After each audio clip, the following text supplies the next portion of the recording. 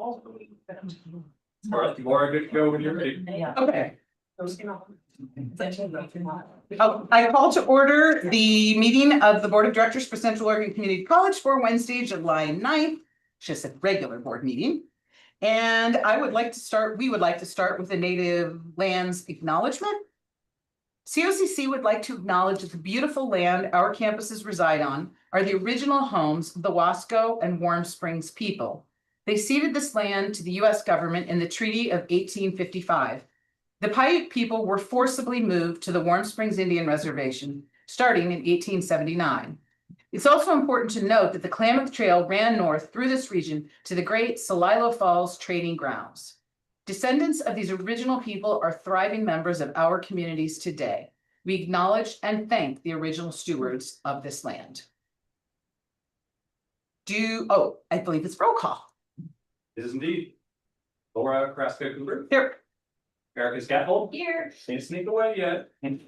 Joe Brenowitz, I believe, is online. Yes. I think that was a yes. I think that was a yes. Alan Unger. Here. I heard Aaron Murs was. He's out, yeah. Today. Okay. Aaron Morgan. Here. And Jim Porter. Here. And then we've got our new president, Greg Pereira. Here. Zach Boone. Is Zach here tonight? He'll be joining us a little late. Okay, perfect. Laura Bomey. Here. Alicia Moore. Here. Anne-Marie Hamlin. Here. Michael LeBlanc. Here. Angie Anderson-May. Here. Owen Murphy. Here. Tyler Hayes. Here. Paul Taylor. Here. Kyle Matthews. Here. Lucas Alberg. I'm here, and we're good to go.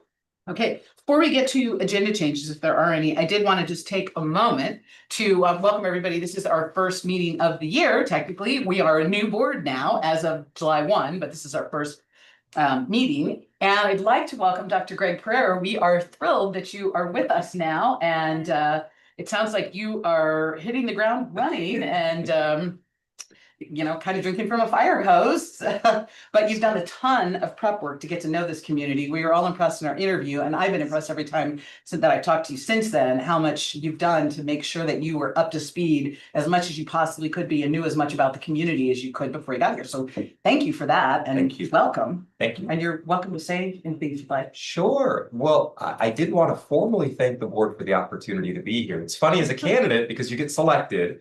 And then we actually had the privilege of watching the board meeting when it was announced, which was great for my family. But I didn't have a mechanism to say thank you. So I've been holding it to say thank you for the opportunity. I think COCC is a very special place. And I don't say that lightly. It was the only job I applied for. It was the only job I wanted. And moving to Central Oregon has been incredible. My family has been welcomed with open arms. We've all raved about how kind everyone has been, how caring everyone has been.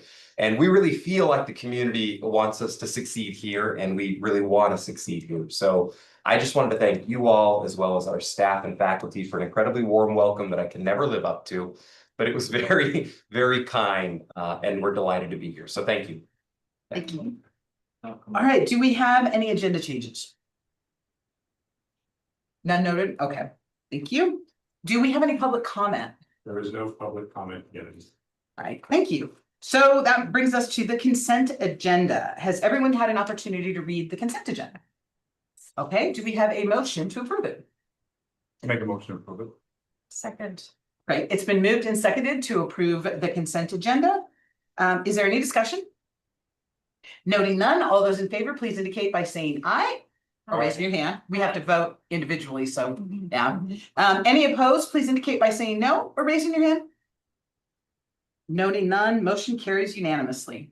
Okay, now we move to the part of the meeting where I am actually, although it's been a tremendous honor and many times fun the last year, I am not sorry that we will change our leadership. I'm actually really excited about it. So now we are going to elect a chair and vice chair, and we can take the positions individually, or we can take them jointly. So if someone would like to nominate either one person or someone for both positions, or. Yeah. Oh, okay, go ahead. I guess we'll go individually. That sounds good. Yeah. I'd like to nominate Erica for chair. I accept it. Do we have any other nominations? Noting none, all those in favor, please indicate by saying aye or raising your hand. Aye. Any opposed, please indicate by saying no or raising your hand. Noting none, motion carries unanimously. Well, then I will let Erica take over for the vice chair. Okay, so, are there any nominations for the vice chair? I nominate Jim Porter. Okay. Any other nominations? Jim, do you accept I the accept. nomination? Okay. So, does somebody want to make a motion? In favor? Oh, I think we No, can first? just vote. I think we can just vote. Okay, let's vote. So all those in favor, please say aye. Aye. Aye. Okay, and any opposed? Nay? No, okay. Can I say something? Congratulations, yes. Congratulations, both. Thank you for your leadership over this last year. Thank you very much for your leadership over this last year. It's been a challenging year, but a good year. You're president, and it came out very, very well. Yes. Making yourself available to everybody and your community, reaching out and communicate there, just makes the board go a lot smoother. And your expertise in the area where you're at. Thank you very much. Yeah. I agree. Did a great job. Yes. Thank you. You're a tenacious, Sure. fearless leader. I have had tenacious referred to with a different adjective, but thank you. I appreciate that. And also led us through a second successful presidential search. We're so grateful that you were our chair during. Thank you. I appreciate that. It really was fun and it was very rewarding, and I do feel like it was a great year. And I feel like we had some tremendous support in the search from the community and from this campus. The people who joined the committee and who attended all of the forums were incredible. I am not kidding when I say that one of the best things I get out of ACTT when I go is finding out how fortunate we are to have a campus that is a campus filled with people who care so much about the institution, and a community that is so incredibly supportive of this. And we saw that during the presidential search because it took a lot from a lot of people. So that's why you're not going to leave for a very long time. Yeah, thank you. Yeah. Understood. So thank you both for being willing to step up and. Thank you, Laura. Thanks. Okay, so now I'm going to try not to have any more hiccups. It's the first vote. Okay, let's go. Okay, so moving on to information items. So the first under this is the monthly budget status. So does anybody have any questions for Michael? It might be cool, Michael, if you wouldn't mind sharing that the news that we got today in the email about the PERS thing. 'Cause that's cool.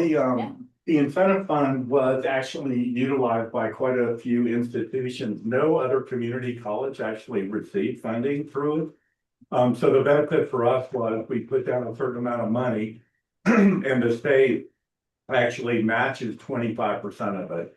So we put in 5 million, the state matched $1,250,000. And I forgot the number of institutions that applied, but I think there was like 41 or something like that, which had used all 39 million, just short of what they had set aside, which is 40 million. So they're wrapping it up right now. They're not accepting any other applications, and we're in really good shape.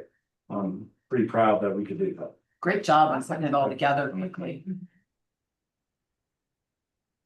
All right, thank you, Michael. And then we have our new hire reports. So any questions for Laura? Chloe? Okay. So we'll move on. And now we have an update on the college sustainability part of our strategic plan. So Michael, Laura.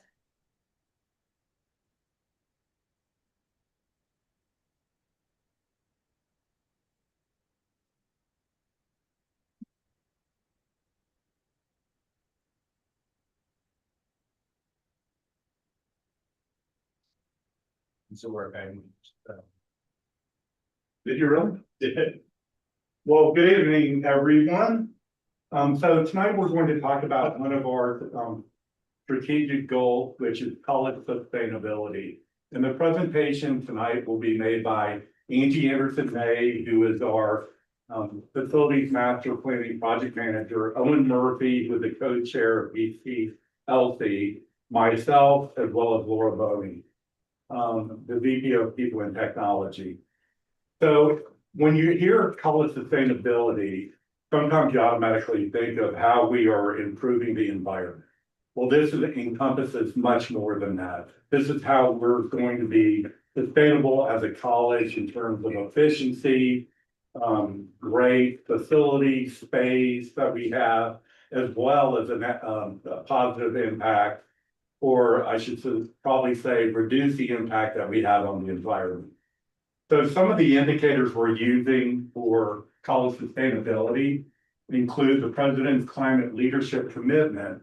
But what that really is millions of tons of CO2 equivalent reduction. We look at the employee turnover rate, employee awards recognition, celebrations, and professional development as well. So the working groups on the college sustainability goal include facilities master planning, president's climate leadership commitment, PCLC, upgrade business operations, unified data analytics, employee awards recognition, celebrations, professional development, and culturally inclusive hiring practices.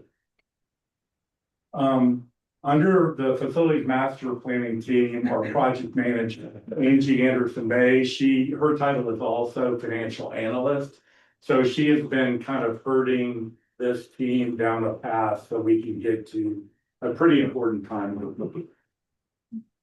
Hello, everyone. I'm happy to be here. So as Michael mentioned, my title is financial analyst, but I also have a background in project management. So I've been asked to help with our facilities master plan. So right now we've got a whole team of facilities and space planning committee that is working towards implementing a new facilities master plan. And just so we're kind of all on the same page about what a facilities master plan is, it's really a long-term roadmap that helps us align our goals of our facilities and our spaces with the overarching goals of the college and its strategic direction. And we already have a facilities master plan in place that will expire in 2028. So that's why we've started working on implementing a new one. It takes a little bit of time to get one in progress. But in our existing facility master plan, we have accomplished some things within that plan. So for example, the Madras expansion was outlined in that plan, as well as the upgrades that we're making to the manufacturing technology program in Redmond. But overall, the plan that we have right now is kind of missing the mark for what we really need. And part of that has to do with COVID. I mean, like a lot of institutions and businesses, COVID really put a wrench in a lot of our priorities and timelines. But the other issue with the current plan is that it's very focused on navigation and pathways through our campuses versus kind of the nuts and bolts of our facilities. So it doesn't address things like infrastructure and maintenance as much as we would want it to. And so it doesn't help us kind of plan for those big picture needs like deferred maintenance, which as you've probably heard about a lot, is an issue for us, as well as better space utilization of our existing buildings and rooms. So this time around, we're really aiming to have a more comprehensive plan. We want it to support smart use of our existing facilities, as well as look at future expansions in a really sustainable and strategic way. So the team has already done a lot of work, and you'll see a lot of what they've done outlined here on the screen. But in the kind of mindfulness of how much time we have here today, I'm not going to go through every single one of these. I'm just going to highlight a couple that are extra important to formulating. I'm sorry, go ahead, Laura. Angie, can I ask a sort of a general question as you were talking about what the focus is? Yep. Do we have, because I know we've been doing strategic enrollment planning, and we've talked about how that, I mean, ideally, in a perfect world, everybody would be able to teach between 10 and 2, but that's not a perfect world. And we talked about maybe at some point in the future having evening classes or weekend classes, and all of that, plus the fact that we're getting more courses online, may reduce the need for classrooms. Do we have someone from instruction who's kind of involved in this to help inform that? In the facilities master planning project, yes, we do. So Krista Leaders has really been involved pretty heavily in a new scheduling model for our classrooms, which is going to create basically make our classroom utilization rate better. So that's part of the piece. I don't know as much about like online enrollment and the other questions you had, but That's why I just wanted to know there was someone involved in instruction who was There working is, on yeah, that yes, component. yeah, Thank you. Yeah, and Cindy's involved in that project. as Cindy well. led part, the Yeah. instructional outreach team is also. Perfect. Thank you. Yeah, no problem. So outlining just a couple of the highlights here that are particularly important to setting the groundwork for a new facilities master plan. We have done a space utilization assessment, so we looked at classrooms, labs, and buildings that house those classrooms and labs. And looked at things like room capacity and scheduling to get kind of a clearer picture about what's being used and when and to what degree, and what's not being used and when and to what degree, and kind of look at where those gaps are. And our current room utilization rate is rather low compared to other institutions like us. It's about 40%. So that just means that 40% of the classrooms and the labs are basically booked 40% of the time that they're available. So as I mentioned, that new scheduling model for classes will probably boost that utilization rate a little bit for us. But we also need to look at what we can do to improve the spaces that we have, make them the right spaces, or renovate them or remodel them as necessary. And though that type of information will feed into our new facilities master plan. In the utilization rate calculation, we used 8 to 5, Monday through Friday. We can choose to use other times if we want to, but most schools do it that way, so that's why we use those parameters. So the second item to highlight here on our accomplishments is faculty and staff surveys to assess space quality. So we sent out surveys asking faculty about instructional spaces that they're using regularly, what's working well for them and what's not. And we also sent out a survey to staff to ask them about non-instructional spaces, so meeting rooms and offices and that sort of thing. We just got the data back from the staff survey. It's actually just closed a couple of days ago. So we're still kind of digging into what kind of feedback we got from everybody. But using that kind of information will kind of help us figure out what's functioning well and what needs improvements. And that again will also inform our facilities master plan. So these efforts, along with these other ones up here on the screen, so launching a new building advocate or building manager program, creating 3D models of the architectural designs and building layouts, as well as identifying surplus equipment, furniture, and other materials that are no longer needed by the college. It's really building the stage for us to be able to hire a facilities master planning consultant to come in and help us build out that plan. So this is what that timeline looks like. We're finalizing the RFP right now, and it will go out for bid in August. And the goal is to have a facilities master planning consultant onboarded in the fall. And we'll work with that vendor basically from whenever they come on board in fall through the end of spring to start developing the plan. And there'll be lots of different activities obviously involved with developing that plan. But something of note is that we've asked in our proposal that they host at least 8 open community forums so we can get feedback from our stakeholders. And these will take place at all of our branch campuses. But we want to know what community members, staff members, faculty, students, anybody involved with the college, we want to know what their feedback is on our facilities and how we can improve them. The other thing we've asked of this consultant is that they do regular check-in with our facilities and space planning committee, as well as the board, to make sure that we're on target to have a plan that's really going to work for us this time. And then, so by the end of summer of 2026, we want to have a plan in hand. But the work doesn't end there. We want to have a plan for the plan. So in addition to having our master facilities plan, we want to make sure that each project has a timeline, that we have budgets, that we're making sure that we have finances to, help support those projects. So we'll have some sort of implementation strategy developed for our facilities master plan by the end of fall 2026, and then we'll be able to enact the new plan essentially. Angie, will this come to the board for approval ultimately? Yes. Okay, because I think we approved the last one. Yeah. We actually had a committee, or maybe the real estate committee looked at it a couple of times. I don't, do you remember that, Alan? No, I don't remember. I think you were on, maybe, anyway. Okay. Yeah. We can certainly do that. The difference between this plan and the previous plan is that when we get the final 2028 plan, it will break out spending on particular things each year. Okay, the current plan doesn't do that at all. It makes a bunch of suggestions Right. that you could or could not implement. We want to be really clear about, okay, 2029, we do this, 2030, we do this, 2031, we do, this. And we're going to have the funding if we get a HEC match for deferred maintenance as well as a GO bond possibly in 2030.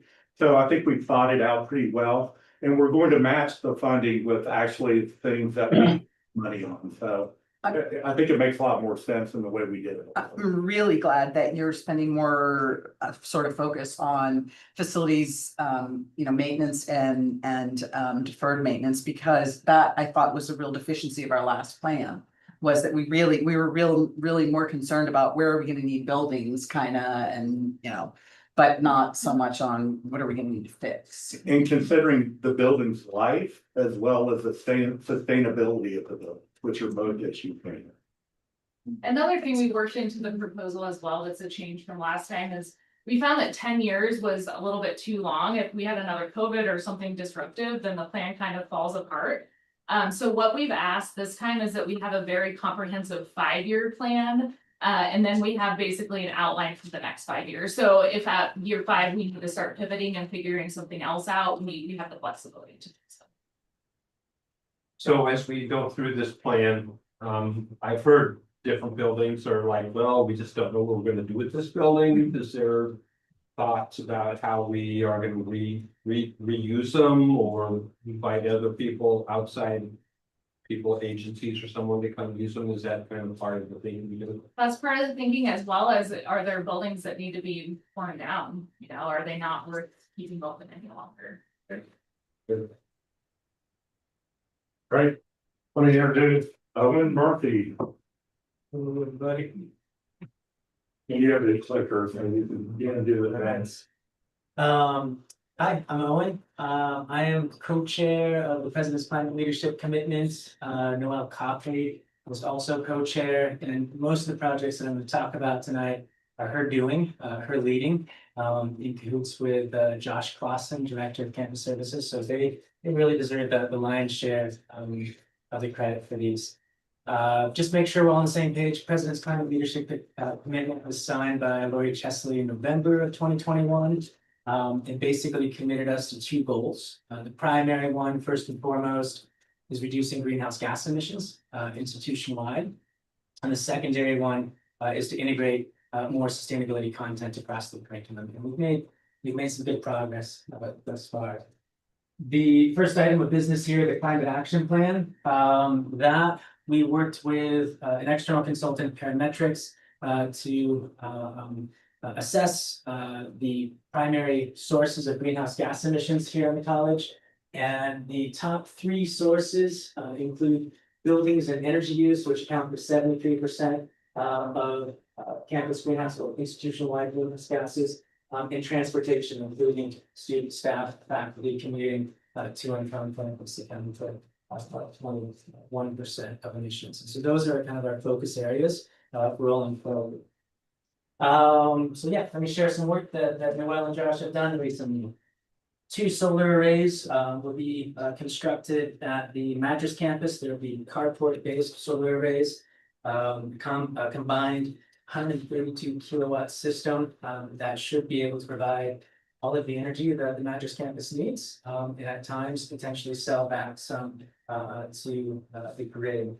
That was done with a $70,000 grant from the state of Oregon. Replacements here on the Bend campus include the Ochoco and Modoc buildings with a $65,000 Energy Trust of Oregon incentive. We expect, as a result of this work, that we'll save 117,000 kilowatt hours per year. That's equivalent to about $11,700 per year.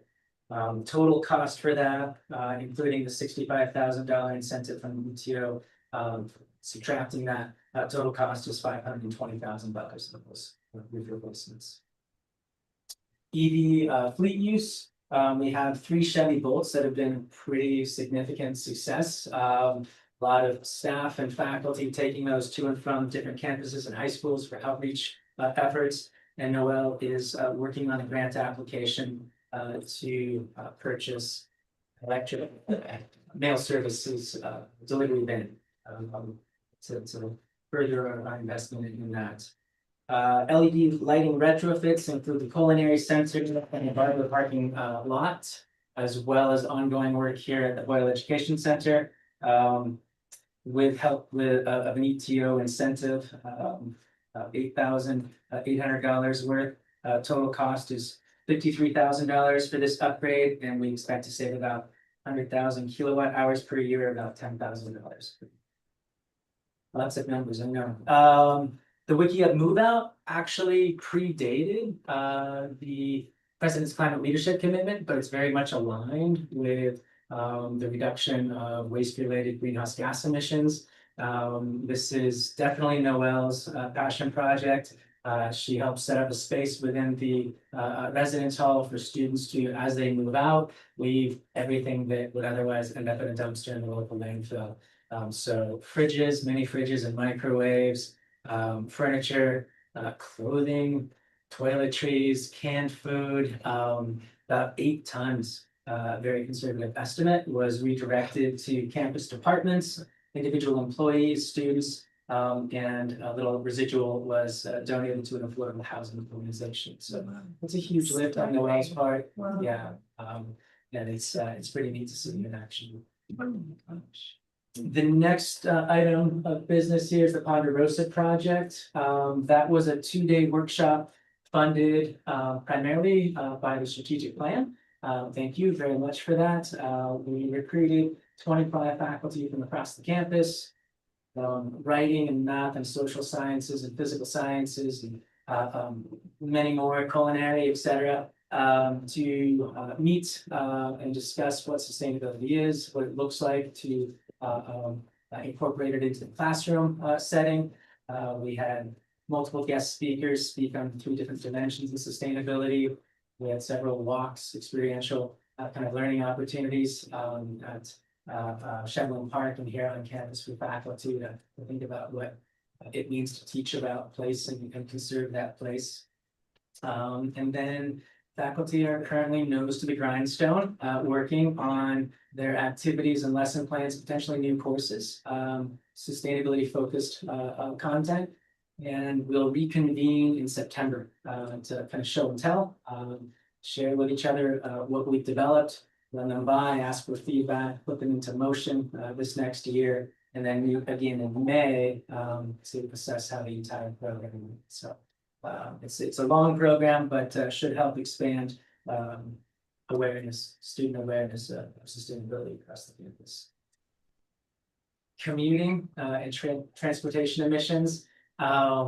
This is a huge, complex beast of a project. We recognize that it's difficult to do, reduce single occupancy vehicle trips for students and staff to campus. We live in a rural area. We have a lot of folks who commute in, but if and when successful, it'll have multiple environmental, health, social, and economic benefits.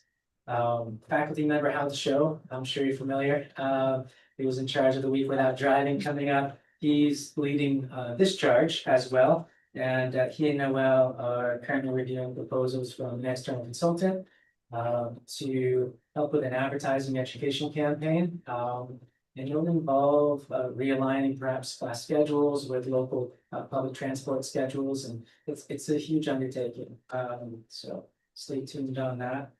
And then lastly, ongoing in the background, Noel is completing annual greenhouse gas emissions for the President's Climate Leadership Commitment to see how well we're doing as we work towards carbon neutrality by the year 2050. She's completed inventories for 2022 and 2023, and currently working on 2023. Any questions? Thank you. As a quick shout out to Owen because he's been the true champion at COCC around our sustainability, helped start our sustainability committee a decade plus ago. Ouch. Yeah. Something like that. Not aging you, I promise. Oh, no. And really was a tremendous part of developing our strategic plan, not only from the sustainability lens, but from all the aspects we see of our strategic plan. So huge thanks to Owen for all his leadership. Okay, I'm going to talk about upgrade business operations for a minute. I do have a question. So as you've been going along and these various projects are being implemented, what have you learned? Have you learned anything? Or has anything been surprising along the way?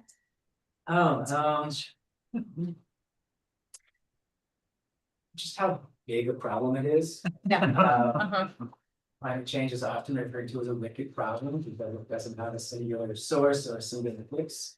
And it's difficult with just full emphasis and trying to get everybody in line. The low hanging fruit is buildings and energy efficiency. And believe it or not, transportation. And then ultimately, we also have to integrate behavior modification and education across the campus, and that's gonna be good, but yeah, to change the norm. Which in which ways? To literally just ask people to turn the lights off, set the thermostat a little bit lower, utilize renewable or reusable products, and instead of purchasing new, we don't have a centralized purchasing system or program, and so that's another project that's on the horizon. Is attempting to, instead of everybody ordering on Amazon, have a central, more sustainable purchasing program. So it's messy, but we're leaning into it, and I would say it's some progress. And commuting. I mean, that's a big issue. How do you tackle that? Thank you for sharing. So the first thing this group did, the upgrade business operations team, was go on Bobcat and ask everybody at the school how we could improve how things flow, how things are efficient, if they needed education or training in certain areas, just how we can help everybody be more efficient in their job. So the first thing we noticed is that we had a bunch of forms on the intranet that were word-based. Now we've converted all of those so that they are auto routing. So you fill them out on a form, automatically routes to the approver, and it's just much easier than it was before. And hopefully you've noticed that. I think when I started, I heard a couple of boards filling out travel reimbursement is a nightmare. It was a Word document. So we changed all that. Matt Klingon did a great job changing all of these forms on the internet. And the other thing we found out is there was like lack of training. So admin assistants, faculty, staff, deans didn't know how to use Banner, which is our main budget and accounting software package. They didn't know how to look at their budget. They didn't know how to run reports. So we had a number of trainings that just talked about Banner, Argos, or purchasing system, how to fill out a PO, check request, all that kind of stuff. And we'll continue with that as time goes by, as people leave and their replacements. We need to keep everybody informed. Then we created a budget manager training. So every budget manager has been invited to a training where we again cover Banner, Argos, what reports they need to run, how the process flows, how to look at your budget and determine whether, it's good, bad, if you're over or under. So that has been very successful and we've had pretty good attendance. One thing we are also looking at is that the college bought Banner many years ago, but for some reason they didn't implement the modules, some of which we bought. So we own these things, we never implemented them. It's We did get a quote from Banner to implement them. They quoted $70,000. We decided to do it internally as much as we can. So this includes routing, approval processes, requisitions, all of that kind of thing that we hope to get live fairly soon, within the next year. And then I'll turn it over to Laura for some other improvements that have been or in the process of being made. Is it just, oh, sorry. Sure. Oh, is it just a matter of like turning, are the modules like live? Do we have to turn them on and it's implementing the workflows, or is it like complicated. Are there updates that haven't been done in years and years and years that we have to get caught up on with? Yes. Okay. Yes. Okay, so this is the classic all story. on the right path. Yes, all those things. There's stuff that isn't turned on, there's stuff that has never been configured, there are workflows. It's an adventure. Biggest thing to know about our information system agencies across all of our course registrations, tuition payments, course catalog, course setup, fiscal services, parts of HR.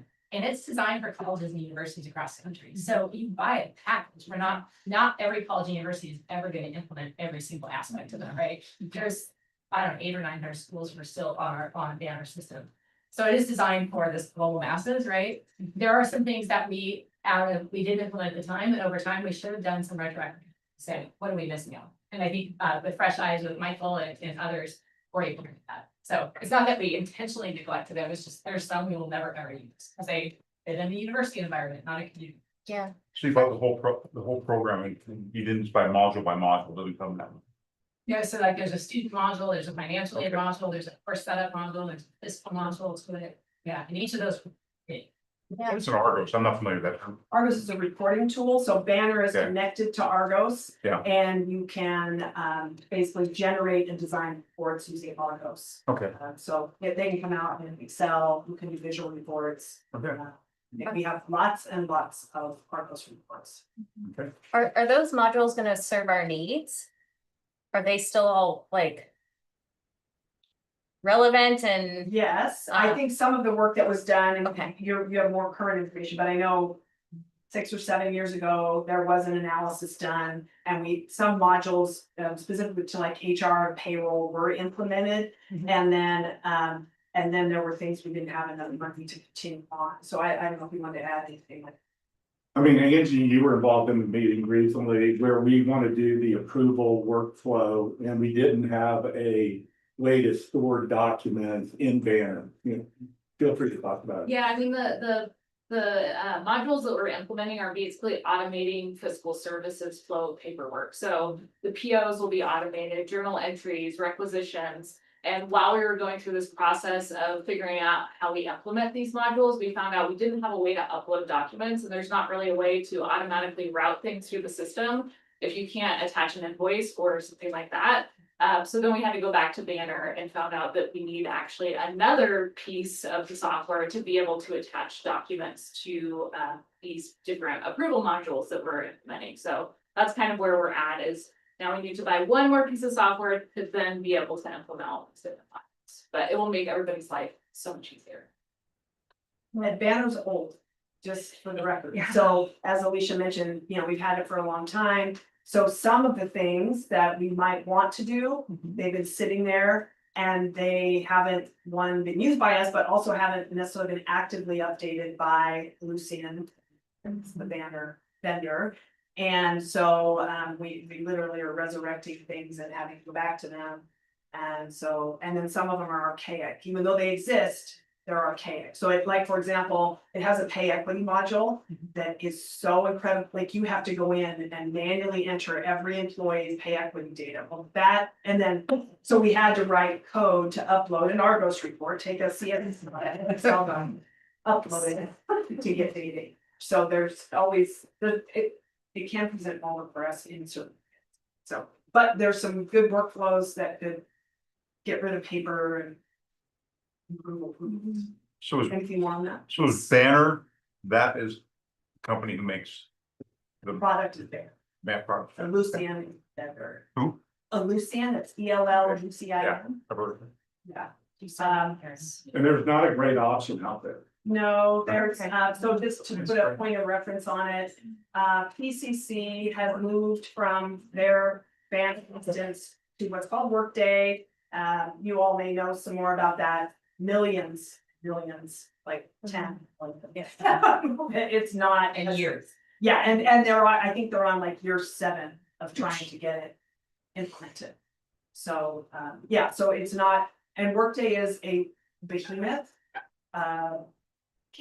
It's newer.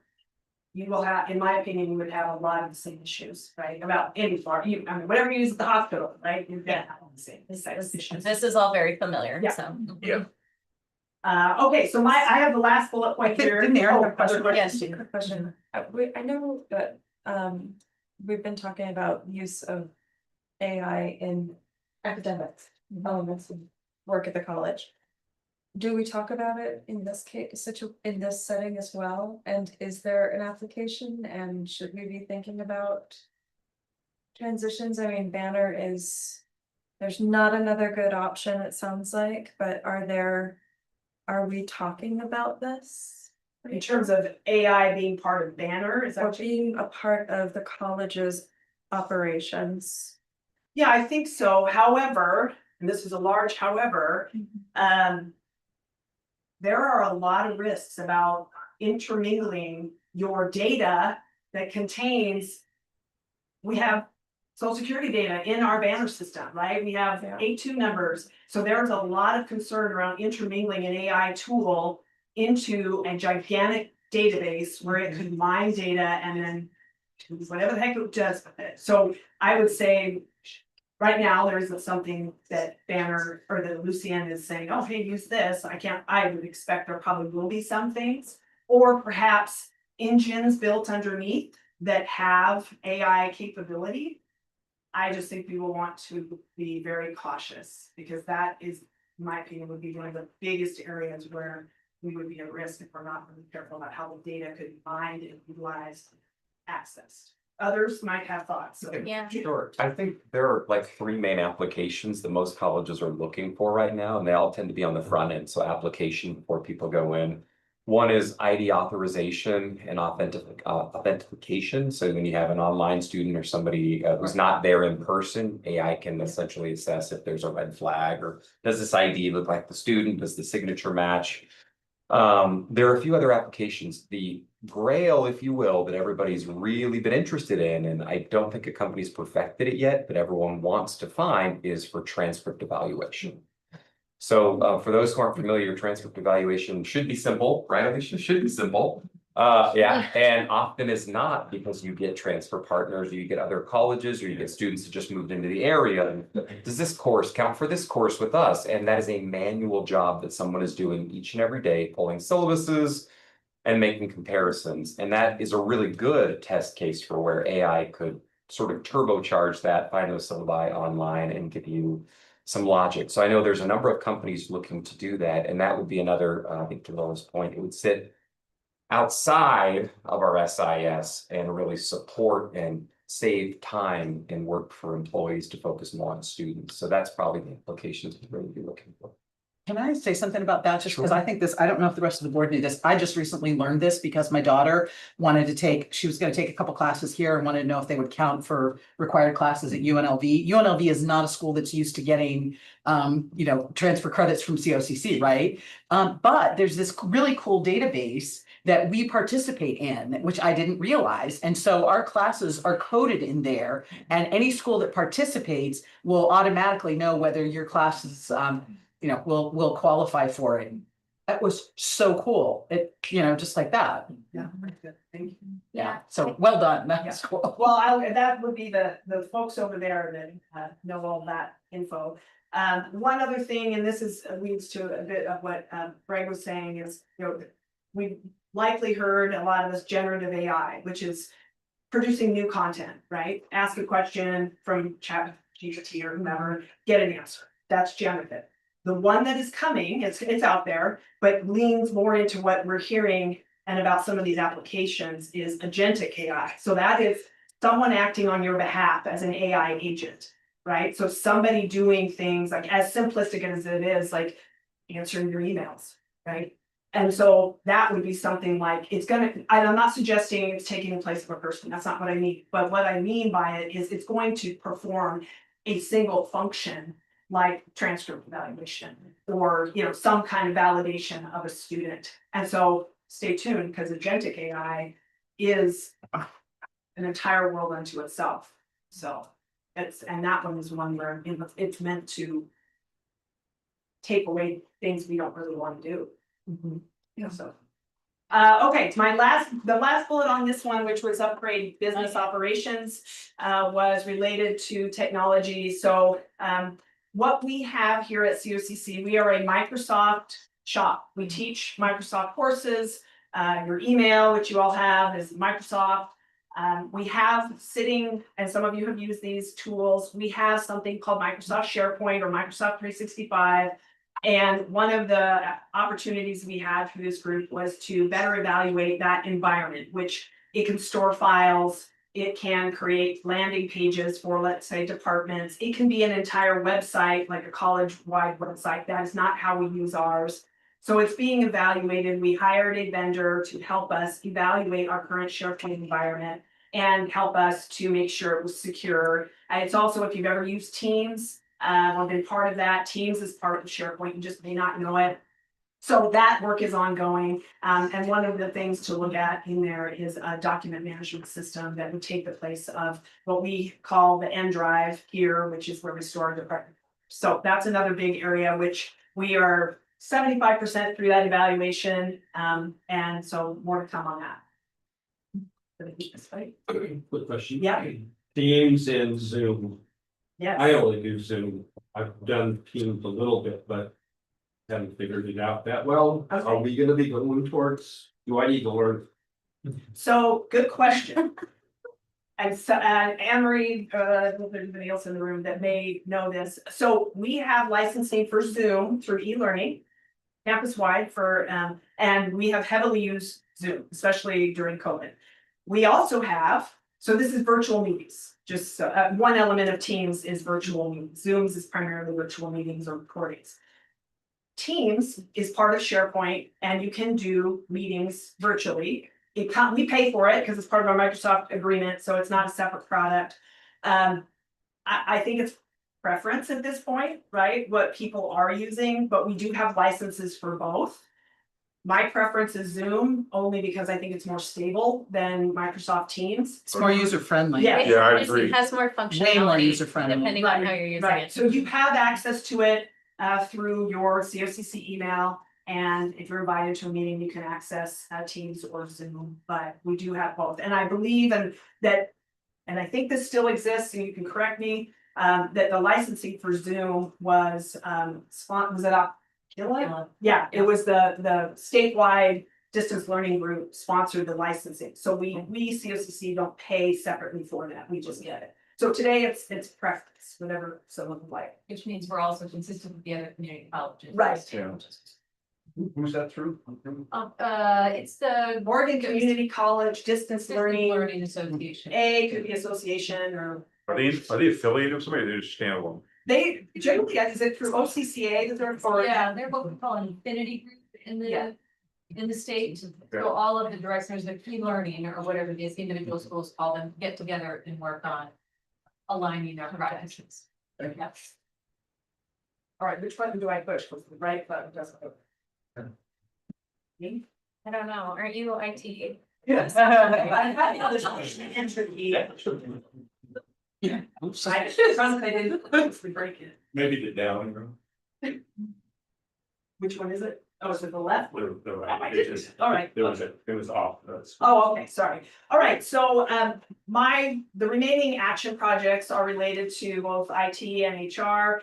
You have heard about these, did our presentation with a lot of the metrics in June, but I'm gonna kind of skim through these quickly, but you're welcome to ask questions. So one of the action projects under sustainability is the unified data analytics solution, AKA data warehouse. So we've been working on this for a little bit, and we brought to the board back in February a board resolution to award this to a vendor. And we are currently working on the contract with them, and hopefully we'll get it signed by June and start midway through. We'll get it signed in July. Did I say July? You said June. We'll get it signed in July and No, we already got it, sorry, we had you all approve. Right. Oh, yeah, we'll sign in probably August, yeah, I'm sorry, thank you. Okay, so that's coming, and what that allows us to do is not report, so Argos, to your question, Argos today connects directly to our production banner database. Not good practice. The data, this data analytics solution would essentially put a bunch of data into what they call a lake. And you can, instead of connecting to our production database, connect to it and do reports from that, which reduces issues of security, but also helps performance. So it's a very big deal. And it's a complicated project, but we are moving ahead. This one, employee awards, recognition, celebrations, and professional development. We've heard at various times about the Great Colleges to Work For survey. The main areas we have spent time on are enhancing the engagement and retention metrics beyond just this one about awards. So we've added some additional questions from the survey that we will measure, and those are on the website. And then one other area is really evaluating our current practices and budgets for professional development for each of the groups. Each employee group has their own professional development money, but seeing if this particular group should be doing more to not only do recognition of employees more at the local, like department level and supervisory level versus college-wide. That was one of the feedback items we got from the Great Colleges to Work For, and then finding ways to ensure people are aware of their opportunities through their own employee groups, but also helping people pursue degrees, get other training that's relevant to the professional work, and so on. The last one here is culturally inclusive hiring practices. Some of the activities for this one include we also received money from the strategic plan to increase out of area candidate travel reimbursements. We were really struggling, especially with faculty. We had over, I think, 17 Anne-Marie recruitments this year for faculty. A little over 20. 20, okay, even more. And it's tough sometimes for people to pay out of pocket to come, and what our reimbursement rate, it was tough. And so people were having to make that choice. So we were able to get some strategic planning money to increase that reimbursement. And then also we use some of that money to purchase recruitment advertising so that we can expand our advertising in diversity advertising areas.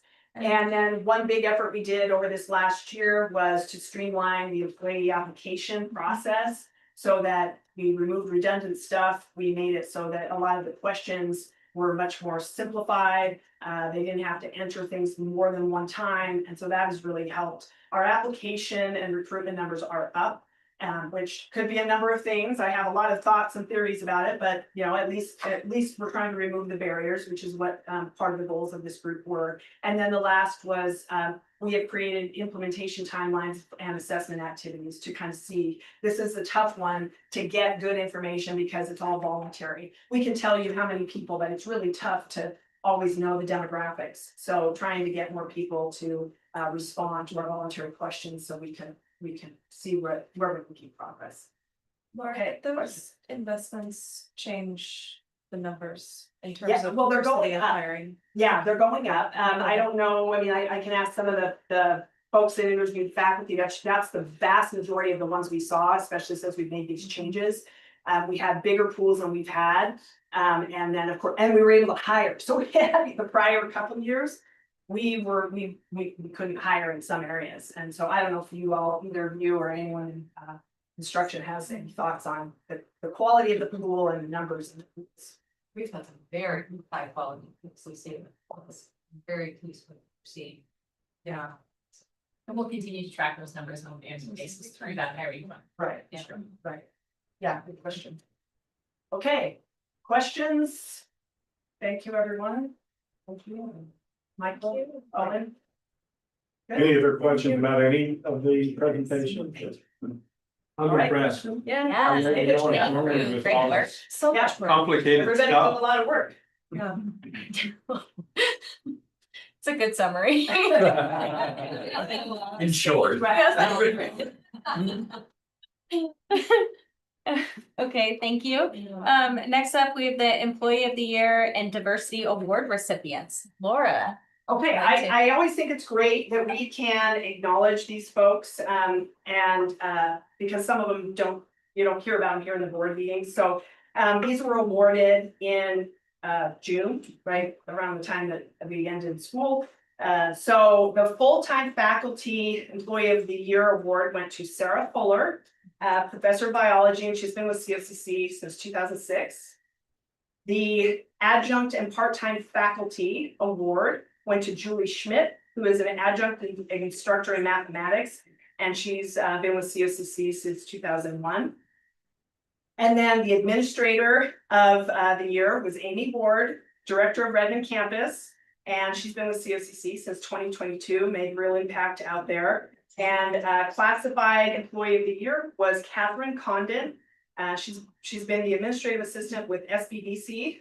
And since 1996, you may remember her name because we talked about her a few months ago. She achieved, she retired and she achieved emeritus for being here at COCC and having such significant contributions. So just want to acknowledge those folks and thank them for their outstanding service. So thank you. Did you? Oh, I'm sorry, my apologies. Yeah. Part of that was the first thank you. Sorry, I wasn't scrolled up all the way on the page. My apologies. Sharon Belushi, Student Affairs Technology Project Manager. She works with Alicia and her team with COCC since 2010. Sharon is one of those unsung heroes, in my opinion. And of course, Alicia and Tyler can speak to her many skills, but she gets a lot of things done behind the scene. Doesn't really look for kudos, but she is an amazing asset to COCC and achieve the diversity award. And the one thing I just add around Sharon is part of the reason she was nominated and given this award is she embraced some situations in which family members and friends whose children struggle with dyslexia. And over the last 6-ish or so years, I'd say she helped put on a conference to educate several hundred Ben Lapine and Redmond School District faculty and staff around how to work with children with dyslexia. So a giant impact on our communities, all on her own time. Awesome. Wow. It sounds like they're all really well deserved. Yeah, absolutely. It's awesome. Thank you. Okay, so now we'll move on to new business. So admissions application fee update and change. So Alicia and Tyler. Yeah, we should probably have this under old business because this might sound familiar from last time, right? I have some questions already for it. Yeah, all right. Well, good to see you all again, and I'm sorry I'm back. Talk about the admissions application policy. So I know we talked about this a little bit the last time when I was here about how challenging this project has sort of been, given the expedited timeline that we're under. Not our own doing. We were sort of backed into this. And because of that, and just some of the additional testing we've been doing in Banner, which you've heard a lot about tonight, as well as with our new vendor, which is going to be Slate, that's going to manage our admissions application and our CRM, our customer relationship management tool. We have now learned that the original proposal that we submitted is no longer feasible. We are unable to manage in Banner a once per year application fee. The good news is that we are able to manage the once per lifetime fee again, but through Slate. So originally we didn't believe that was going to be possible, but through some additional testing again on both sides with Banner and Slate, that is going to be possible. However, and you'll see that in your resolution, I'm sure you have some questions. We are not sure at this point if we're going to be able to bring in old student data or data from the past into Slate, and or whether that's going to be a good idea to maintain a bunch of student data from Banner and bring it into Slate. Which means that the once per lifetime $25 admissions application fee will still work. However, it'll work from the point of launching Slate moving forward.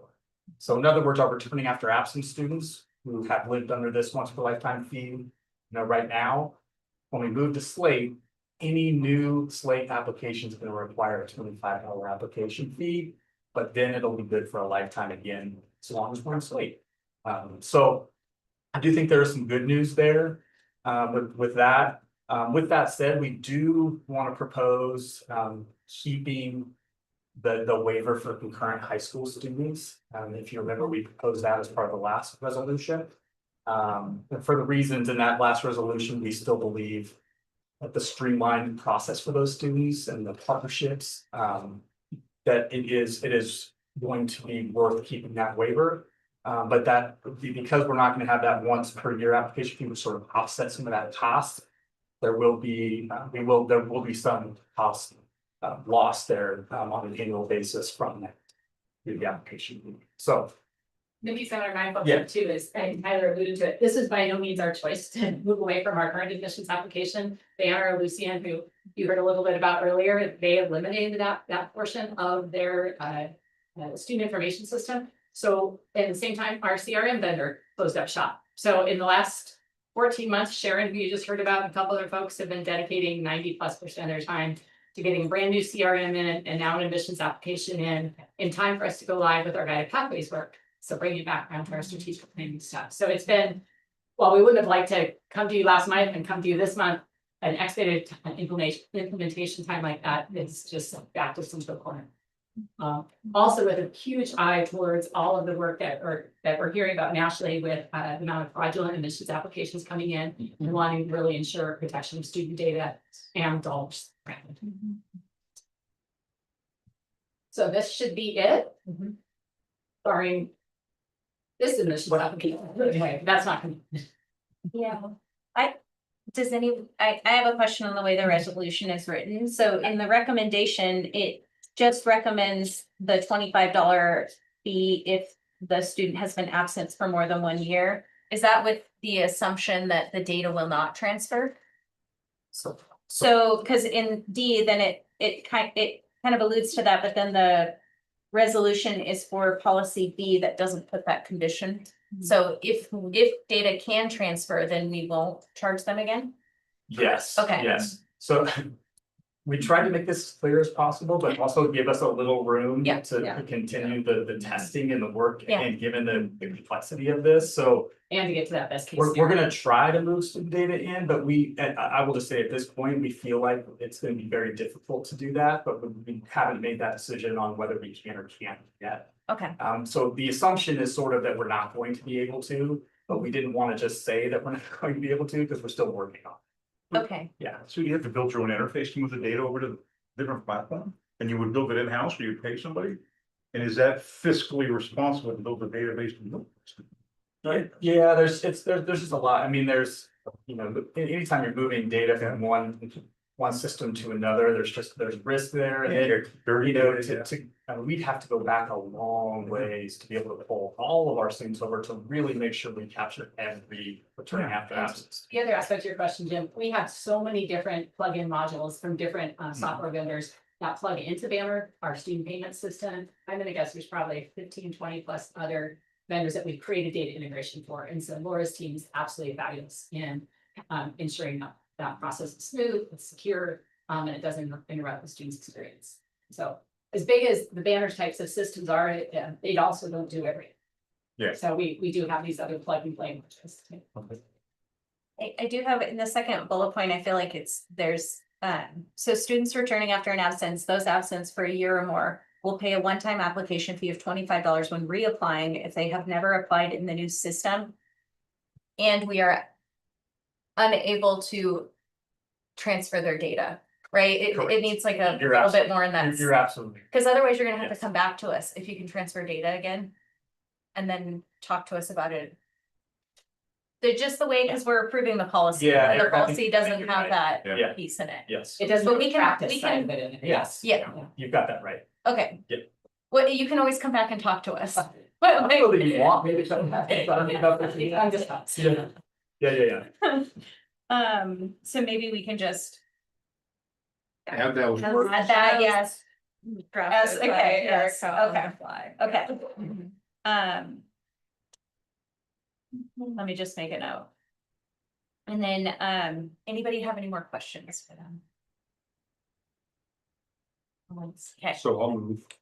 Be it resolved that COCC Board of Directors approves the new application fee policy as proposed in section B with Erica's notes on bullet point B. Second. thank you. Any other questions or comments? Okay, all those in favor, please say aye or raise your hand or both. Aye. Aye. Okay, thank you, Joe. Any opposed? Okay, so motion passes. Thank you. Thank you both. It's an adventure. It's a wild ride. Wild ride. Okay, okay, so next up, we have the copy machines contract. So welcome back, Laura. Okay, yeah, you're getting her a lot for me tonight. So, All right, so this one is put forward as a resolution. We currently have our Canon copier lease through Pacific Office Automation. It expires December of 2025. One of the challenges with it is, and I'll use Prineville as an example, when you add a new copier to it, they charge you essentially this astronomical price. There's no language in there so that we can add extra copiers. So there's for years, we've been paying extra, a lot of money during this contract just to have this one copier. We also have limited numbers of color copiers. And so this new contract, we worked with our procurement folks, and we would like to go with this NASPO Value Point Master Agreement that allows us to move to a company called Solutions Yes, which will allow us to replace all of our current copiers, which will still be Canons, the black and white ones with blue color copiers. And then we can add 3 new color copiers that we haven't been able to add because they were too expensive, to Ponderosa, Brightside, and Madras, the new Madras building. And then we would do all of that and stay within the same budget that we pay this year for our Pacific Office Automation. And then the secondary piece, so it's you'll see under the options and analysis in the resolution, it's a 67-month lease for 45 Canon copiers under this agreement, and the lease costs $317,000. And then we would, it has a budget impact down there, which indicates we don't need any new money for this year. Next year, there will be a $12,000 increase that we would put through our budget process. That's not significant in the world of copiers, but it also allows us to add copiers to places. The other initiative, and Owen's not here, but he is aware of this, over time, and it's stated in the background, our intent is to phase out printers for sustainability purposes. And these Canon copiers in and of themselves are more energy efficient than a printer. And we also have a lot of departments that spend money on toner, all the staples, all the whatever is included in the price. So departments will have some relief related to those costs. And then the per click, for the black or white or color costs will stay the same. And so they match our price. So looking for your approval, knowing that in this next budget cycle, we would have to ask for $13,000 to cover the cost. I missed that. What's the extra $13,000? It's just the additional costs. So they were able to keep our current costs the same. So they they loaded our payments to keep them the same for this fiscal year. So the extra amount will be added on into next fiscal year since our budget was already set. Sounds pretty good. Yeah. Any other? Be it resolved. I make a Oh, motion. very good. I Go for it. It's wonderful. Make a motion. Well, I think Erin was gonna reread Yeah, it. she was gonna read it. I can Great. read it, yes. Be it resolved that the Central Oregon Community College Board of Directors approves a new Canon copier lease. Managed print services by Solutions Yes. All right, is there a second? All right, so it's been moved and seconded. Any other questions or comments? Okay, all those in favor, please say aye and raise your hand. Aye. Thank you, Joe. That was a good job. Yeah. The extra cost of the colors on into it, still rolled into that. Yeah, and I would credit Brian Allison and our IT department did all the legwork. Charlotte and Reeson helped. So they took a number of months to get there. And through process of elimination, none were opposed. So that's like, right. Okay. Okay, so next up we have education broadband spectrum offer. Okay, so I will also tee up Paul so he can chime in if he wishes, because he's helped me with this. So the background indicates, so we have had, along with Ben Lapine and High Desert ESD, something called an educational broadband spectrum, EBS, through a company called WebFormix. We've had it since 2004. Essentially, it is, while they are in like a broadband spectrum company, an internet provider, this is, think of it like your phone. Okay, so think of it what you get, it's the frequency your phone gets, not your computer necessarily. But you can in fact run data over it.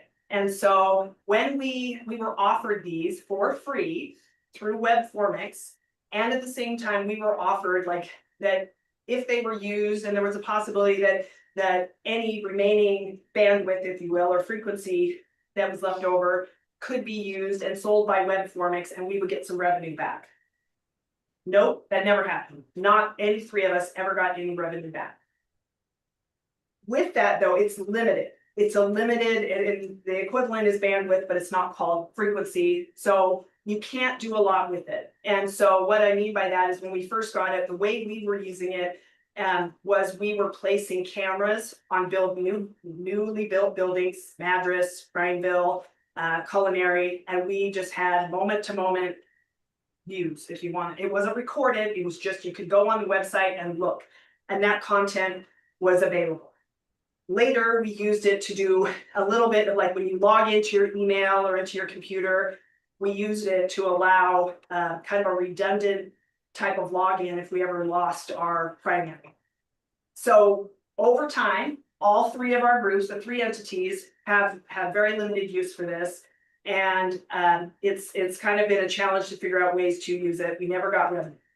That said, then back in the fall, Webformix, the company, reached out to all three of us and offered to purchase each of our channels, that's what they're called, and for $300,000. And then we have been going back and forth since then, and got Paul involved in this. And essentially, our big question was, is this a fair offer, right? Is this a market offer that makes sense? And so we were able to determine with the help of High Desert ESD primarily that yes, it was a fair market offer. And one of the sticking points early on was who might be in fact interested in this? Should we sell, each of us sell ours? Well, T-Mobile or AT&T, because they're phone frequencies, right? That they can run stuff off of. So that is what the interest is here. And so we had discussions with Webformix, the three entities, talked to him. And so the other portion, besides the $300,000 payment to buy it from us, is that should Webformix sell it in the next 5 years, we would get 25% of whatever that, beyond what we actually, our $300,000. Is that accurate, Paul? Yep. Make sure I say it right. The rationale indicates we really struggled to find use for it. We've never gotten the revenue. It is not like it was originally intended. These EBS spectrums were intended for rural areas, which made sense. We have really, really good and redundant internet to all our campuses now. So it's just hard to find use. So this would be something that would college. So we're asking that the board would consider allowing us to sell this for $300,000. We have the agreement. Paul has reviewed it. And we will sell this, and Ben Lapine and High Desert ESD have also, they wanted all three of the channels and they have agreed. And High Desert ESD a few months ago went to their own board to provide like an information update. And I think Ben Lapine did theirs either right at the end of the school year or they'll do it at the beginning. So we're all somewhat in sync. And it will take a little while to get the money and do all the paperwork and all of that, because there has to be an FCC review because it's actually a communication channel. So asking for that, for the approval from the board, and someone will have to read the one paragraph. Yes.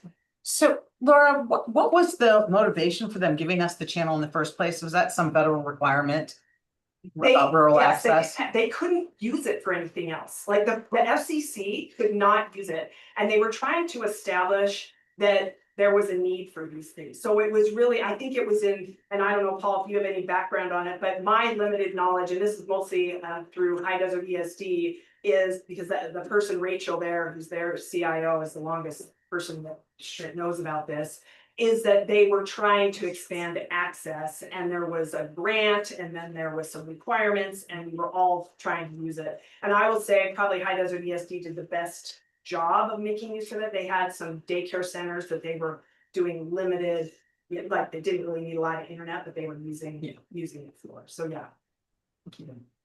Is there any way that our students can use it? Like, can they use it? I mean, it is not by a long shot, like not anywhere near the internet that they get through us. You know, we have internet in our parking lots, so there's not a real. Like even students that are in really rural areas, like out there, farm, is there even Yeah. a way to let them use it? No, it actually is connected to our buildings. It's not like it's not like. Yeah, it's not towers. Like you Yeah, put it's it not on how- a box, but. No, it's not a towers or booked out there. It's actually physically connected to us, just like the internet comes in your house. It's like that. So it would have to be connected to like our address or private. I think it might have had time in the past and no longer does. Yeah. Yeah. Yeah, and if you want to talk about like how big the pipe is, the pipe is teeny. So it's very slow if you did have stuff over it. Okay, I hope that helps. That's a really good question. I just want to reassure you, our students have plenty of bandwidth. What a difference from just a few years ago. Yeah. Are there any other questions? I have one. Why are the funds going into the general fund versus other funds? Like, why are the funds, the proceeds from the sale going into the general fund versus? I can only say, let me just let you know that I did talk to Lori. Greg was not here. Okay. That is, I believe, so you can correct me. That is our most common way of doing this kind of thing. All right. There is not a designated purpose right now. Okay, There's nothing that stops us when we do budgeting to move. No. yeah, No. I was just curious. Yeah, no, it's just Okay. because of the way we typically take in revenue. If it's not dedicated to some particular. Okay. Any other questions? It's the best kind of funds, non-restricted, right? Yeah. We get to pick, I guess. Mhm. Okay, is there a motion? Anybody like to? Take a deep I breath, will I'm going make to read it. this other Okay, operational you're motion. gonna do great. Be it resolved that the Central Oregon Community College Board of Directors, one, finds that the COCC EVS channel is not needed for public use.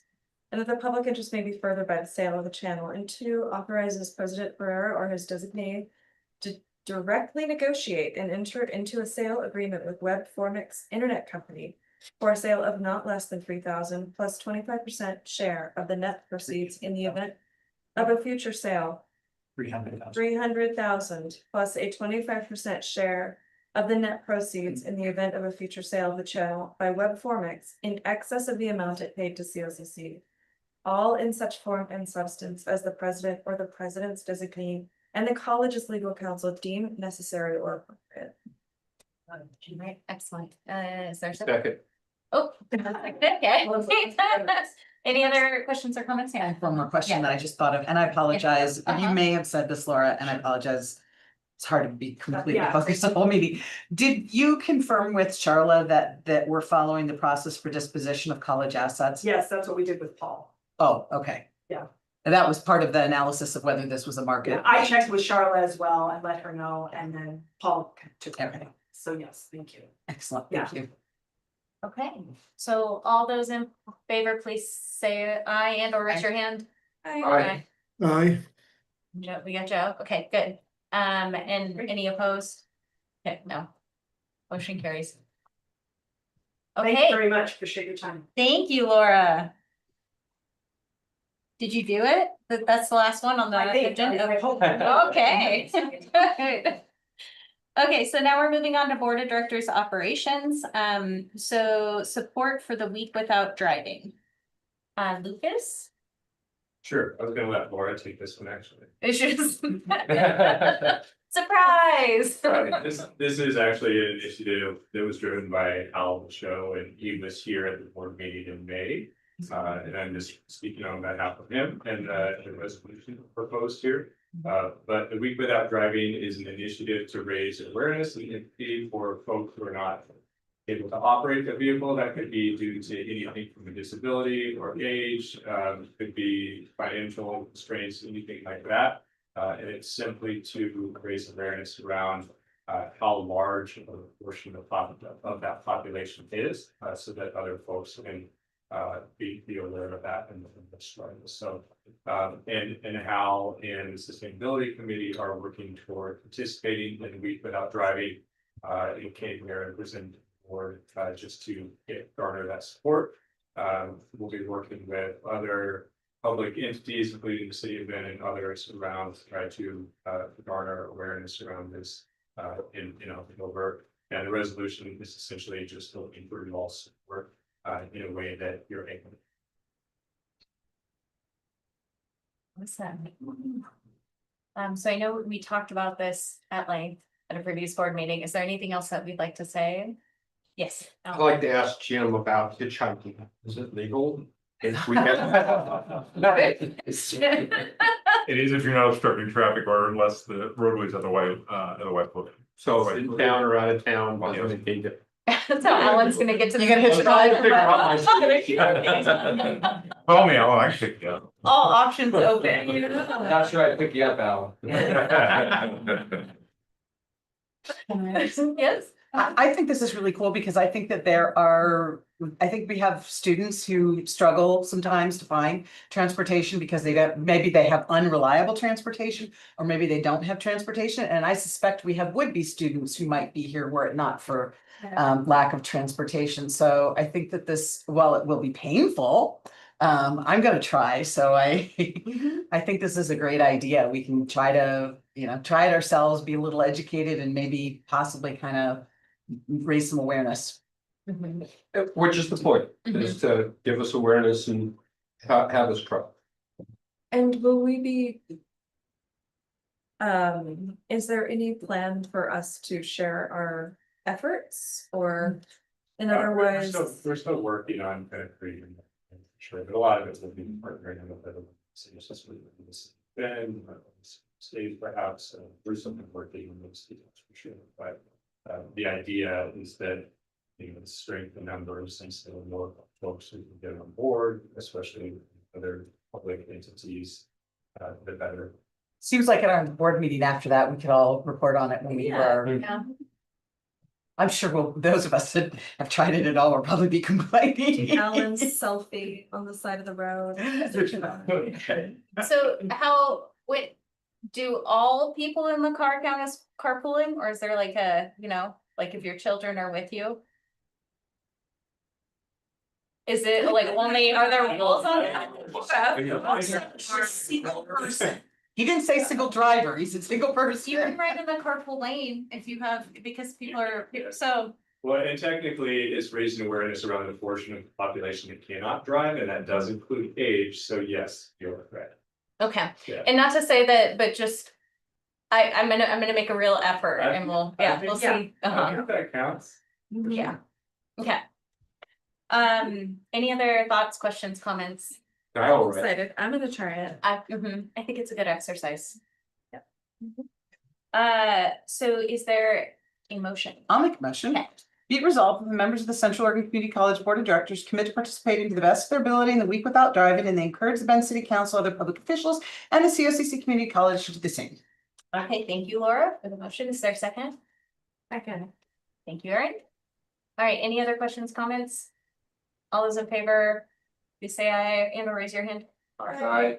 All right, thank you, Joe. And opposed? None. Okay, so motion carries. Thank you.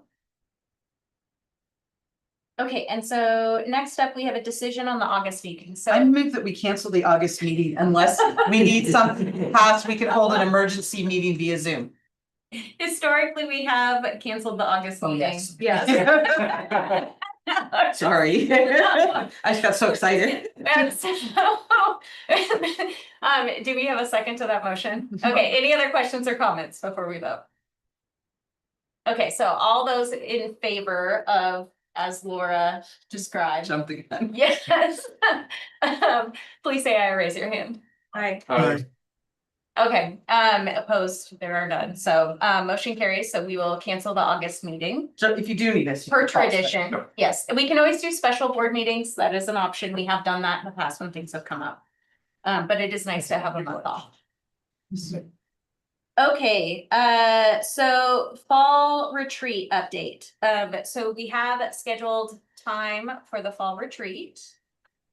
Upcoming, I believe it was on the sixth. September 6th. Yes. It's a Saturday. And it will be a full day, an exciting day. We are coordinating a facilitator to help us, and we will be reviewing board policies, talking about like establishing how we'll move forward with Greg in this year, and talking about your goals for the upcoming year among agenda items. If any of the board members have anything that they would like addressed in that retreat, Jim and I are happy to have a discussion about what's included on that agenda, and then what we can also, historically, we've done this was sort of the summer retreat, we've done a fall retreat, so we can do more retreats, as many as needed. We're thinking about the advocacy priorities. Yeah, I think that's we want to align them with our goals, you know, as a board, and if we can with Greg's goals as well. And I think we will be able to probably bring a bit of a framework for everybody to think about and weigh in on, and fit to the goals as we decide on them. Okay. Great. Can I ask if we have a venue yet? We do not, so that needs to be That's coordinated. on the, yeah, on the docket. I found my list that I had for you, it was on the Great. back of my agenda. Great, yeah. But it'll be in Bend likely. Yes, we have Are you preference. thinking your house? Yes, yeah, what are you going? You don't want to be drinking wine at 9 a.m. No, I just wanted to get it on my Make calendar. decisions for us.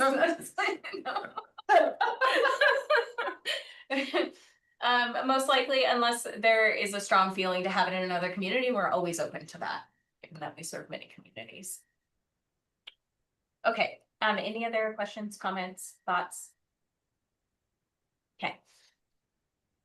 So we'll move on, and then we have committee updates. So first up is the advocacy committee. So we are coming up on our first year of time together, and our next meeting will be a look back at this year and an evaluation of whether we had an impact in a way that we intended, or were there elements that opportunities that we feel like we took advantage of well, that we may not have been well poised to take advantage of in our first year. How did we align our work with what was this work, and then thinking a little bit more about what this community outreach piece of our new charge might look like. It's just a conversation we wanted to wait to have till Greg got here. So we're coming to the end of this year and looking at an evaluation and excited to think about next year. Excellent, thank you. Any questions? Anybody who hasn't run a committee yet should look to Erin as a model of how to keep us focused, because we always have an agenda and we always have minutes, and we have a calendar of like when we're going to do stuff, so we actually get it done, which is Nice organization, love it. it does keep us Mhm. Okay. Great committee members, so. Well, of course. Stick to our agenda. Okay, so next up we have the investment committee. So we met with, you guys remember, we have two outside individuals or community members who have agreed, who have expertise in this area. And I think the main thing to report from that committee is that we buckled down and we had our regular meeting, then we had a special meeting, because what we have been focusing on is what can we do as far as investments that will bring return to the college, but be safe and follow all of our legal requirements. And there's a lot of restrictions on what we can invest in. And so as we were having that discussion and sort of saying, well, gosh, we need opportunities to try to, we've got cash, we want to make sure that we have reserves that we require to have. We want to make sure that we're as prudent as we can be. And that doesn't just mean putting it in a mattress. So that was where Michael then brought to us the PERS thing that we voted on earlier. And that's how the committee was like, well, we need to do this before July 1. We were meeting in June, and that's why we scheduled a special meeting, and the committee was all for it. As you guys know, we talked about in the special meeting that we had. So that's the main thing to report. We're still kind of trying to get our arms around what can we do and what can't we do from an investment standpoint. So, and they're also kind of learning about what our policies are as far as keeping reserves, and also trying to learn what we're gonna do as far as funding, or what we hope to do as far as funding deferred maintenance over the next few years, because that's gonna impact our budgets, Mhm. so. Would you add anything? No, I mean, the other thing you're looking at is. Because we're so uncertain about interest rate environment right now, are they gonna come down, are they going to go up? That it might make sense to go out a little bit longer, in investments. Thinking that interest rates will come down and therefore our current investment, which is the local government investment pool. Will also go down, so if we went a little bit longer, we might make more of a return over an intermediate term. Yeah, that makes sense of what the market's been doing. It absolutely makes sense. It's a good committee. Michael did a It good is. job soliciting It's really fun. community members. Yeah. Excellent, thank you. And then speaking of deferred maintenance, real estate committee, Joe? Are you up for explaining 10B1? Yes. We did meet last week. Trying to find my notes here. Shoot.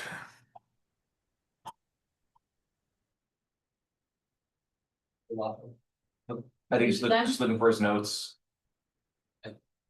Oh, goodness. I think that's pretty. Oh. Might, it might have lost the captioner too. Captioner's still here to go, Joey Davis. Perfect timing. Oh, boy. I can jump in. Yes, please. If there's somebody else who could fill in for. So we had a presentation by Wispy, who gave us an update on the development Outcrop Phase 2. An update on the Viridian and how they're leasing up and they're doing pretty well there. We talked about the campus village and the work that they're doing, hiring basically a campus planner. And that will, as that's developed, it'll come back to the real estate committee. We had a presentation about Madras and an update on construction. And how much we are spending compared to how much revenue that we have. And I think I reported before, it looks like we're going to be about $1.3 million overfunded, partially because of saving in construction costs. And partially because some of the gifts we've received recently. I think that was pretty much the whole meeting. Framework on the Redmond property. As you're aware, the city of Redmond has made an offer to buy property in our Redmond campus, which is just north of where we have the solar panels. That offer was for right around 2.2 acres. They offered us $30,000 to buy it. The board felt that that was low. So we've agreed to hire an appraiser, giving joint instructions from the city and us for them to go ahead and appraise it. I'm in the process of hiring a second appraising firm, that would also do it just for us. So we would give directions directly to that firm and they're going to do a second appraisal so that we can compare the two. It's strong framework, it's a strong framework. It'll serve us well. And to be It'll clear, take a little bit of time. we are not committed to sell the property or to sell it at the amount of the appraised price. Thanks, Jim. There was also a presentation from a community member. This is land adjacent to the college. Oh, that's right. So there is an individual that lives along Mount Washington on the west side. Who is interested in purchasing the strip of land that we own, which basically goes from Shoveling Park Road. All the way up to the end of that subdivision. And what we encourage him to do is get some neighbors together, buy it as a group. And then then I'll make an offer to the community college. Whether they form a separate entity, they do lot line adjustments, he's going to do some homework. Because initially he only wanted to buy the spot that's in front of his property. Yeah. Runs longer back. And that would require a lot line adjustment and we'd be, yeah. Is that the Valhalla neighborhood or? Yeah, Yes. okay. Okay, so it would be just to extend their property. Property line, so that would come closer to Mount Washington. And they could put a fence on the property line. Now, it is valuable to us in a couple of different ways. It could be valuable for us if the city comes to us, if we do some construction on Campus Village. And they want to actually have an easement along Mount Washington Road. As they did with Meridian towards our development, we could offer that land on the other side of Washington and Mount Washington instead. In case they wanted to expand Mount Washington at some point. There's also times when public utilities come to us and they want some area of land. So we'll have to consider it. We are actually responsible for maintaining that area. Actually shoveling snow and all that, so that's the downside of owning it. So there's a lot of things to consider. Do we actually shovel that sidewalk? That's a great question. Do it refer to under city ordinance? You're required. Yeah, it was, Yeah, we do. okay, Our environment. okay.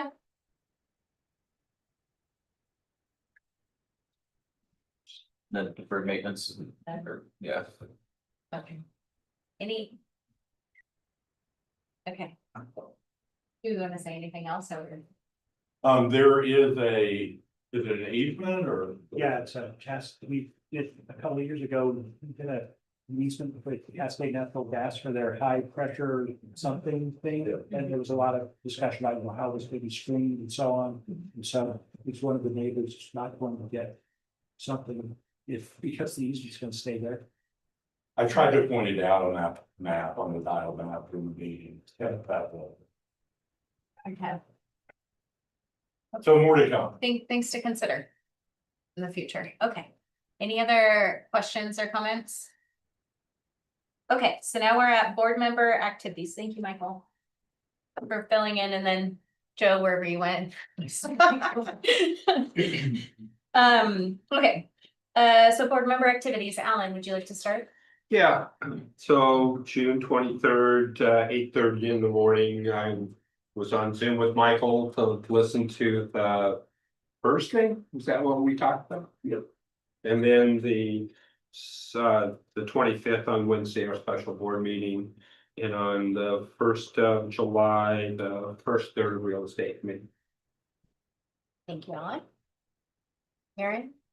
On June 20th, we had our advocacy committee. And that is all for me and Jeremy. Thank you. 25th, our special board meeting and the real estate committee on July 1st. I know them. Thank you, Jim. Laura? Yes, so I had the investment committee on the 12th. I attended Kathy Smith's retirement little get together on the 12th, which was just lovely. And I just realized Sarah Fuller, who won one of the awards, was the biology professor that I met. What a delightful person.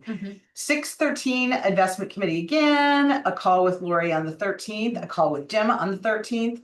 A call with Laura, Erica, Jim, and Michael on the 20th, special meeting on the 25th, advocacy committee on the 19th, real estate committee on the 1st of July. And in between that, I talked with Michael and Pete Christoph a couple times and helped revise the joint. Well, I can't say I revised on behalf of the college because I'm not the college's lawyer, but since that's my area of expertise, I had some comments for the joint instructions for the appraiser. So that's all. Okay. Okay, so I put mine out of order, so it's confusing because I realized. Okay, so I only take care of it. yeah, I know. Thank you, Kyle. On the 13th, I did get to attend the beginning of the pinning ceremony for the RNs, and it was so lovely, and you could feel the camaraderie and relationship that's formed in that sort of profession when you go through that education together. And they had no lack of jokes. Just, I feel like it's an amazing group of people doing an amazing profession, and it was really fun to see them come together. And I love seeing all the families that are there with them. And in the past, the families walk across with them sometimes. It's like, yeah, so wonderful. And then on the 14th, the commencement, COCC commencement. Oh, That I know I did that either. too. You said I that. did That's that why too. I was looking. Yeah. Yeah. And always inspirational. We serve the best students in the best community, and faculty, staff do the best job. It's wonderful. It's very inspiring. It feels so good. And Alicia, you do a beautiful job at setting up being in charge of the stage and the procession, and it is a lot of work. So thank you. Fun, very fun. Yeah. Okay, and then on the 20th, I had the meeting with Laura, Jim, and Michael to talk about the investment. And Taking then it to the board, yeah. yeah, taking it to the board. And yeah, and there were meetings with, okay. And then the special board meeting on the 25th, and then on the 3rd, Greg, Laura and I got to have a conversation. Oh, yeah, I was in that too. Mhm. Yeah. That's why I was a little slow, because I was listening to yours and I was like, feeling. Yeah, Thank you. you're very busy. Mhm. Okay, so anything anybody else would like to add before? I do have Erin Mers's email that she emailed. Oh, Yeah, okay, give us hers. wonderful, yes. Yeah, so this is for Erin Mers, June 14th, she attended commencement, June 20th, the advocacy committee meeting, June 24th, Zoom meeting with Michael regarding the special board meeting, which took place the following day.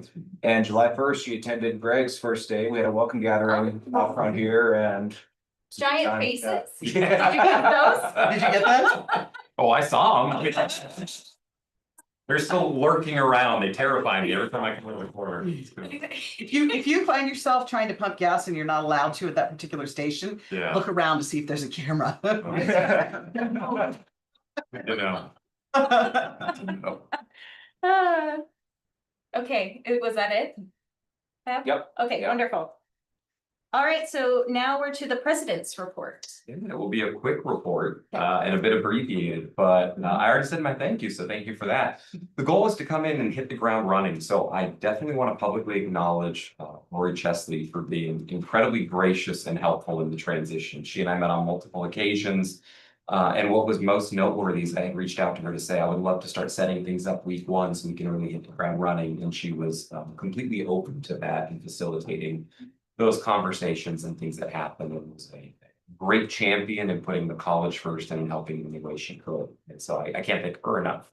But part of that was visiting all campuses on the first week. So connecting with all staff at all campuses, getting in the community. Michael Lalonde and the finance team did an incredible job. I asked for a 3-hour budget deep dive and they delivered a deep dive. It was excellent.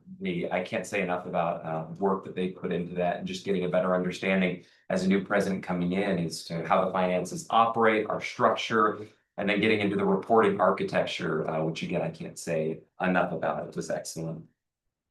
A goal I had put forward to the team, and I had shared with Lori prior to starting, was I wanted to meet with all college employees in the first 100 days. I was a bit surprised to get the email from HR informing me that was about 480 employees. I know that all throughout the area, but that's a wonderful thing to do. So those meetings started this week. We're already 21 in. Started meeting with maintenance and operations. So it was the custodians, landscapers, supervisors, and folks in that area. So we've been meeting just to discuss, to get to know them on a personal level, to see what they're into. And I asked a pretty straightforward question, which is if you were president tomorrow, what would you work on? Well, what's a priority you would have? And what I'm very happy to share with the board today is to a person, people rave about this college, about the community that exists, about the relationships. And most importantly, the thing that came up the most was the people are amazing. And there's always going to be issues. There's always going to be things to work on and things that we can adjust. And I hear those too. That comes with the territory. But I'm a firm believer that if your core is amazing people and people that are here for the right reasons, you can pretty much figure out anything else. So it's been a delight to get to know them. I'm also setting up meetings for coming weeks with community leaders, donors, and friends of the college that we've had for a number of years. And we as a board have been receiving emails too, just to offer that opportunity because love to meet with you. And it's really just a time to learn more about the community, the college, and see how I can assist. So that's the update. That's the plan moving forward. And I'll be happy to share updates as we move on. Thank you. Excellent, thank you, Greg. Good start. Okay. Mhm. I forgot to add that Joe was also here for Greg's welcome, so. Oh, Joe was, He was. okay. This, yeah. Mhm. It's just all of those movies. Never mind. Giant heads thing. I'd show you his calendar, but it would make you cry. It makes me cry. It's a wonderful thing. It's a wonderful thing. Yes. Okay, so next are the upcoming dates. I think we can all read through that, and now we have come to the end of the meeting. There is one thing, I didn't realize it was here already. So we said our words to Laura of thank you. And then we don't want you to miss the gavel too much. Did you take it comes off? So if you Thank you, Erica. Appreciate it. Yeah. Thank you. Thank you, Kyle. So, May I ask a quick question about the Audit and Finance Committee? Because I think we saw an email from Michael. Would you mind sharing with us where we are with the Budget Committee, with the Audit and Finance Committee? Okay, so With you. the Audit and Finance Committee consists of a number of board members, but it's a requirement that two of the Budget Committee members also sit on the Audit and Finance Committee. We have one person whose term is ended. She's willing to continue to serve until we find a replacement. And even if we can't find a replacement, she is willing to serve. So we will start advertising for 2 positions for the Budget Committee because Courtney has become an employee of the college as an instructor. So there's a conflict of interest. So I let her know that it was a conflict and we would have to replace. So. still win. Pardon? If she became an employee, we still win. Yeah, we win. Yeah, we We win. win. So she's part of the team. Was that the update you were looking for? Yeah, thank Okay. you. Thank you. I just thought that would be of interest to folks to know. There's some very qualified members of the Budget Committee who would serve well on the Audit and Finance Committee, as you've seen. Yeah, but it's always, I mean, like sometimes it's people on this committee or on this board that are able to recruit new Budget Committee members. So that's what I thought would be a good idea if we. And just to put out to the board, if they're, this is gonna be for the audit coming this summer. And so if there are areas of interest that you think that they ought to do a little more deep dive in, tell Michael. Yeah, that's why we meet with the auditors to talk about what their field work is going to do. They've completed much of it already. But if there's an area of concern that you want them to focus on, yeah, let us know. And they'll do more work in the day. Which along those lines, I apologize, I can't remember if we discussed this a little bit at the special meeting because it's kind of related to the investment, but you're putting together sort of a plan for us to have an update and maybe meet with the Budget Committee near the end of this year. So we have sort of an update, a snapshot, a little bit more education before we go into the budget season in the spring. As I understand it, it is a meeting in November, which will include how we're doing at the end of 25 compared to what the budget was, and then how we're tracking for 26, right? So that's something that I have on my. Awesome, because we've heard from Budget Committee members and we've heard from some people on this board that we wish we sort of were, you know, we were looking for ways to make our participation more meaningful during the Budget Committee reviews. Yeah. So that'll be our first step, I guess. So before the end of the year, November, December, either one, okay. We'll do it. Thank you. Okay.